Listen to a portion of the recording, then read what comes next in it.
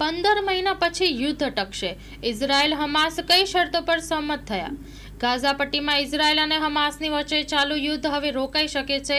જાણકારી અનુસાર ઇઝરાયલ અને હમાસની વચ્ચે સીઝ ફાયરને લઈને સહમતિ બની ગઈ છે।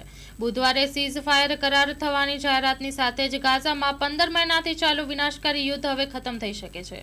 આ ડીલ હેઠળ ઇઝરાયલના બંધકો પણ મુક્ત થશે। જાણકારી અનુસાર ઇઝરાયલ અને હમાસની વચ્ચે ગાઝામાં સીઝ ફાયરનો કરાર રવિવાર 19 જાન્યુઆરીની તારીખથી લાગુ થશે।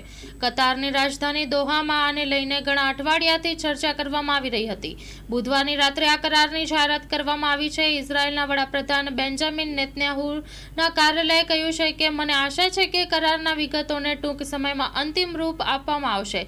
ઇઝરાયલ અને હમાસની વચ્ચે થયેલા કરારમાં હમાસ તરફથી તબક્કાવાર બંધકોની મુક્તિ, ઇઝરાયલમાં સેંકડો પેલેસ્ટીનિયન કેદીઓની મુક્તિ અને ગાઝામાં વિસ્થાપિત હજારો લોકોને પાછા ફરવાની પરવાનગી આપવી સામેલ છે।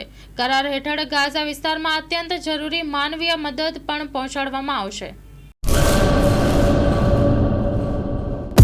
લોન પર ફોન 15 વર્ષ જૂનું ગુરુ મોબાઈલ એન્ડ ઇલેક્ટ્રોનિક્સ દરેક કંપનીના જૂના અને નવા મોબાઈલ લોન ઉપર મળશે અને ઇલેક્ટ્રોનિક્સ આઇટમો ફ્રીજ, ટીવી, વોશિંગ મશીન ગુરુ મોબાઈલ એન્ડ ઇલેક્ટ્રોનિક્સ સંતોષી માતાના મંદિર પાસે અને અમારી અન્ય બ્રાન્ચ ગુરુ મોબાઈલ પોઈન્ટ આભા હોટલ નીચે પેટ્રોલ પંપ સામે ભુજ।